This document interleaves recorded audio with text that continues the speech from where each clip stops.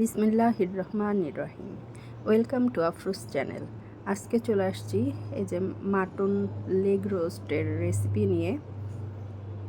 এই mutton leg রোস্টটা আমার একদম নিজস্ব রেসিপি। আমি এই নিয়ে থার্ড টাইম এই রোস্টটা করছি। অসাধারণ মজার হয়, তো আপনাদের সাথেও শেয়ার করলাম। আপনাদের ইনশাল্লাহ রেসিপিটি ভালো লাগবে। বাসায় ট্রাই করবেন, পছন্দ হলে। দেখছেন তো, দেখতেই খুবই সুন্দর হয়েছে, মানে আকর্ষণীয়, এবং খেতে তো অসম্ভব মজা। তো চলে আসছি প্রসেসে। আমার যা যা লাগবে সেটা হচ্ছে, এখানে মশলা নিয়ে নিয়েছি, জিরা নিয়েছি হাফ চা চামচ, আদা নিয়েছি একদমই হাফ ইঞ্চি পরিমাণে একটু আদা নিয়েছি, একটা দেশি রসুন নিয়েছি, একটা পেঁয়াজ নিয়েছি, আর 6টা শুকনা মরিচ নিয়েছি।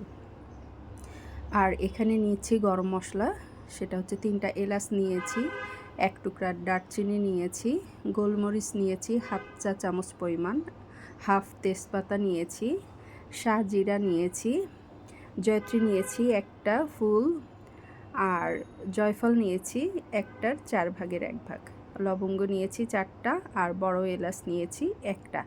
এই সমস্ত মশলাগুলো আমি ব্লেন্ডারে ব্লেন্ড করে নেব। ওকে, তো এই যে ব্লেন্ডারে সব মশলা একসাথে ব্লেন্ড করে নিয়েছি। এরকম একদম মানে তাজা মশলা দিয়ে করলে মানে রান্নাটা কিন্তু আরও টেস্টি হয়। তো আমি এই মশলাটা করে নিয়েছি। আর এই যে লেগটা, এটাকে আমি গায়ে এরকম চিরা চিরা দিয়ে নিয়েছি। আমি কসাইকে বলেছিলাম যে মানে খাসির সামনের রানটা দিতে, কিন্তু মানে কসাই আমাকে খাসির পিছনের রানটা দিয়ে দিয়েছে। যাই হোক, আজকে এটা দিয়ে দেখাচ্ছি। তো মশলাটা নিয়ে নিয়েছি একটা বাটিতে, আর এখানে লবণ দিয়ে দিচ্ছি, 1.5 চা চামচ পরিমাণ লবণ দিয়েছি, হাফ চা চামচ হলুদ গুঁড়া দিচ্ছি, ধনিয়ার গুঁড়া দিচ্ছি হাফ চা চামচ, আর টক দই দিয়ে দিচ্ছি 2 টেবিল চামচ পরিমাণ। টক দইটা দিয়ে দিলাম। এবার সমস্ত মশলাটা ভালো করে আমি মিশিয়ে নিব। যে মিশিয়ে নিয়েছি, এবার এই মশলাটা দিয়েই আমি লেগটা সুন্দর করে মেরিনেট করব।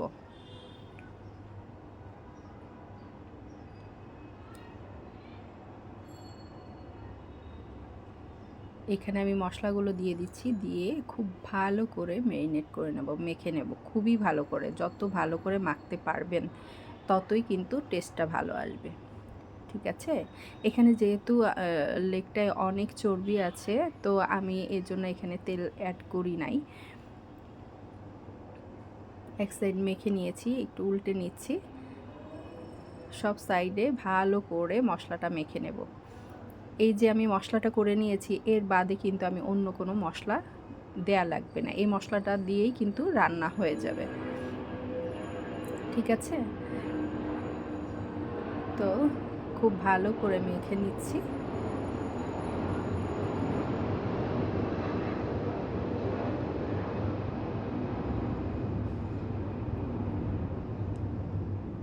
কোনো স্পেশাল গেস্ট থাকলে তাদেরকে এরকম একটা ফুল লেগ রোস্ট করে দিবেন, অসম্ভব মজা হয়। সবাই তো প্রশংসা করবেই, খেতেও কিন্তু অসম্ভব মজা হয়।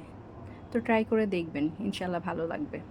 তো সমস্ত মশলাটুকু দিয়ে দিলাম, দিয়ে এবার আমি এটাকে ওভারনাইট রেখে দেব নর্মাল ফ্রিজে। কমপক্ষে 5-6 ঘন্টা মেরিনেট করে রেখে দিবেন, তাহলে টেস্টটা খুব ভালো আসবে, মাংসটাও নরম হয়ে যাবে, দ্রুত রান্না হয়ে যাবে। যে আমি খুব ভালো করে যে চেরা অংশগুলো আছে তার মধ্যে ভালো করে মশলাগুলো দিয়ে দিয়েছি, যাতে ভিতর পর্যন্ত মশলাগুলো যায়।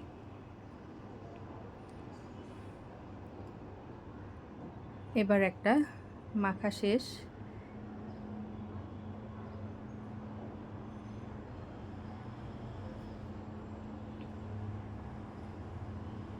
এবার একটা প্লাস্টিক র্যাপ দিয়ে র্যাপ করে সারা রাত্রের জন্য নর্মাল ফ্রিজে রেখে দেব। এই যে র্যাপ করে নিয়েছি।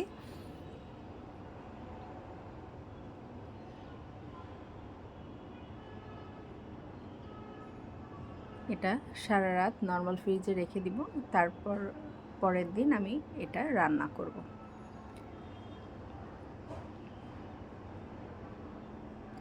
এবার পরের দিন সকাল 11টার দিকে চলে আসছি কিচেনে।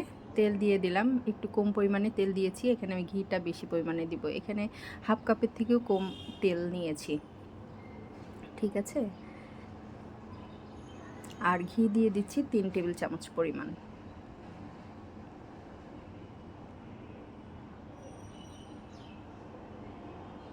ঘিটা একটু গরম হয়ে নিই। আমি কিন্তু রান্নার ফুল প্রসেস দেখিয়ে দিচ্ছি যাতে আপনাদের কোনো প্রবলেম না হয়। তো এখানে পেঁয়াজ দিয়ে দিয়েছি, 1 কাপের বেশি আছে।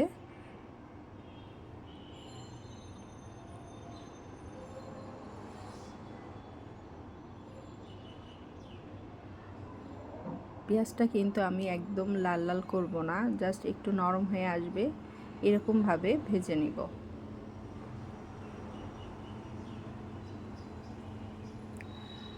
এখানে আমি দিয়ে দিচ্ছি একটু গরম মশলা, 4টা এলাচ, 3টা লবঙ্গ, 2 টুকরা দারচিনি। এর থেকে বেশি আর কিছুই এখানে দিব না, আর কোনোই মশলা এখানে লাগবে না।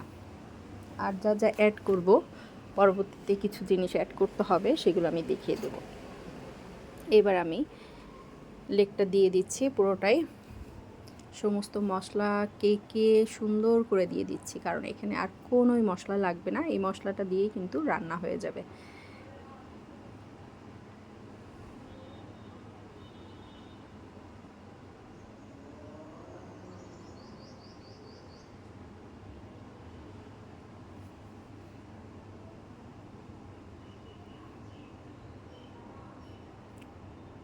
তো যাদের বাসায় নতুন জামাই আসবে, জামাইকে কিন্তু এরকম একটা লেগ রোস্ট করে খাওয়াইতে পারেন।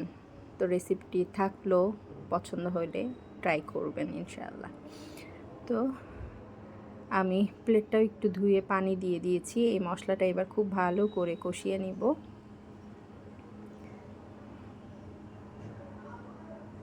লেগটা একটু উল্টে দিলাম, যাতে মাঝে মাঝে কিন্তু একটু উল্টে দিতে হবে যাতে সব সাইডে সমানভাবে রান্না হয়, সেজন্য। এবার এটাকে ঢাকা দিয়ে দিচ্ছি, দিয়ে সুন্দর করে মশলাটা কষিয়ে নেব। যে মশলাটা প্রায় কষানো হয়ে গেছে, এর মধ্যে কিন্তু আমি আরেকবার উল্টে দিয়েছি, দিয়ে কষিয়ে নিয়েছি। এই যে মশলাটা কষানো হয়ে গেছে। এটা যেহেতু মানে খাসির লেগ, তো এটা তো একটু গলতে সময় লাগবে বেশ কিছু। আপনার 1.5 থেকে 2 ঘন্টা রান্না করতে হবে। তো এখানে আমি এখন দিয়ে দিচ্ছি একটু টমেটো সস, 2 টেবিল চামচ পরিমাণ টমেটো সস দিয়েছি। এটা অবশ্যই দিবেন, দিলে টেস্টটা খুবই ভালো আসে, কালারটাও খুবই সুন্দর আসে। আর এখানে দিয়ে দিচ্ছি কাঠবাদাম গুঁড়া আর পেস্তা বাদাম গুঁড়া, 1 চামচ পরিমাণ আছে। বাদামটা আমি আগে দেই নাই, আগে দিলে বাদামটা খুব দ্রুত পুড়ে যায়, এই জন্য এই কষানোর সময় বাদাম দিয়েছি, দিয়ে এবার খুব ভালো করে কষিয়ে নেব। এই যে লেগটা এরকম উল্টে পাল্টে সুন্দর করে কষিয়ে নেবেন, মাঝে মাঝে উল্টে দিতে হবে যাতে সব সাইডে ভালোভাবে কুক হয়, ঠিক আছে। আর এখানে আমি এখন দিয়ে দিচ্ছি একটু গরম পানি, 1 কাপ পরিমাণ আছে। এই পানিটা দিয়ে এবার আরও কিছু সময় ভালো করে রান্না করে নেব যাতে মাংসটা নরম হয়ে আসে।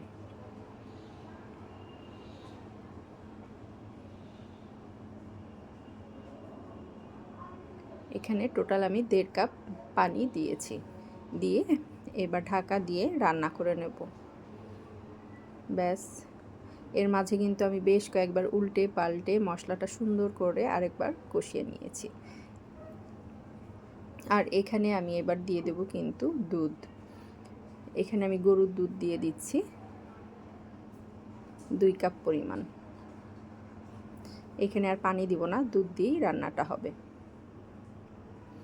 এটার কারণে কিন্তু টেস্টটা খুবই অসাধারণ আসে। আপনারা এমনভাবে মানে রান্না করে দেখবেন যে খুবই সুন্দর টেস্ট আসে। তো এবার দুধ দিয়ে এটা রান্না হবে একদম, মানে লো আছে, বেশ সময় নিয়ে এটা আমি এবার রান্না করব। ঢাকা দিয়ে দিব, দিয়ে একদম মিডিয়াম থেকেও লো আছে এটা আমি রান্না করে নিব।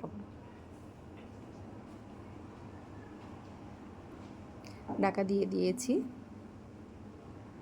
রান্না হতে থাকুক। এই যে বেশ আধা ঘন্টা পরে আসছি, মাংস কিন্তু গলে গেছে, নরম হয়ে আসছে, এর জন্য এরকম ছাড়িয়ে গেছে। এবার আমি একদম উপরে লাস্টের দিকে দিয়ে দিচ্ছি পেঁয়াজ ব্রেস্তা, কয়েকটা কাঁচামরিচ দিচ্ছি, আর দিয়ে দিচ্ছি একটু সামান্য কেওড়া জল, খুবই সামান্য 1 চা চামচ পরিমাণ কেওড়া জল দিয়েছি। আর দিয়ে দিচ্ছি উপর দিয়ে অল্প 1 টেবিল চামচ পরিমাণ ঘি।